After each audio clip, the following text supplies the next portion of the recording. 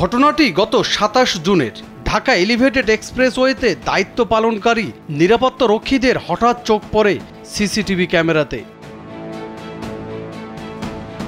ক্যামেরায় তারা দেখছিলেন একটি ট্রাক এক্সপ্রেসওয়েতে চলাচল করছে।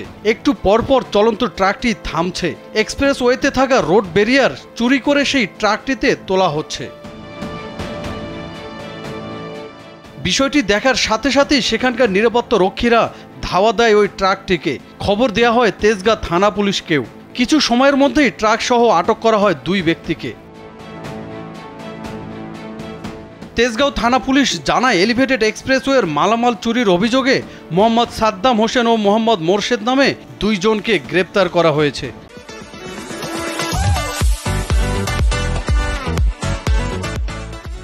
তারা এক্সপ্রেসওয়ের মালামাল চুরি করতে একটি ট্রাক ভাড়া করে এনেছিলেন।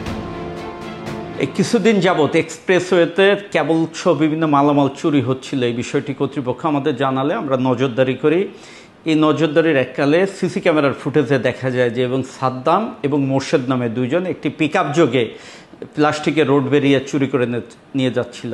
তো এই এক্সপ্রেসওয়ের যে নিরাপত্তা বাহিনী তাদের সহযোগিতা আমরা 2 জনকে অ্যারেস্ট করি। প্রাথমিক জিজ্ঞাসাবাদে তারা এই ঘটনার কথা স্বীকার করেছে।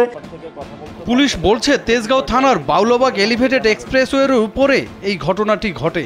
গ্রেপ্তারের সময় তাদের কাছ থেকে চুরি করা মালামাল উদ্ধার করা হয়। গ্রেপ্তার সাদ্দাম ছিলেন চুরির মূল হোতা। তিনিই মূলত ট্রাকটি ভাড়া করে এনেছিলেন।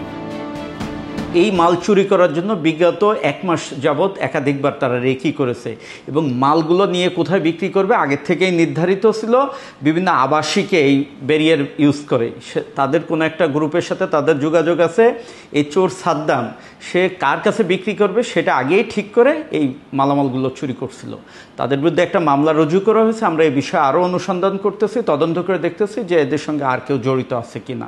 গ্রেপ্তারকৃত সাদ্দামকে জিজ্ঞাসাবাদের বরাত দিয়ে পুলিশ জানায়, সাদ্দাম ট্রাক ভাড়া করে বিভিন্ন স্পটে ঘুরে বেড়ান। এরপর সুযোগ বুঝে বিভিন্ন জায়গায় মালামাল চুরি করেন তিনি। চুরি করা এসব মালামাল তিনি বিভিন্ন হাউজিং সোসাইটির কাছে বিক্রি করে দেন।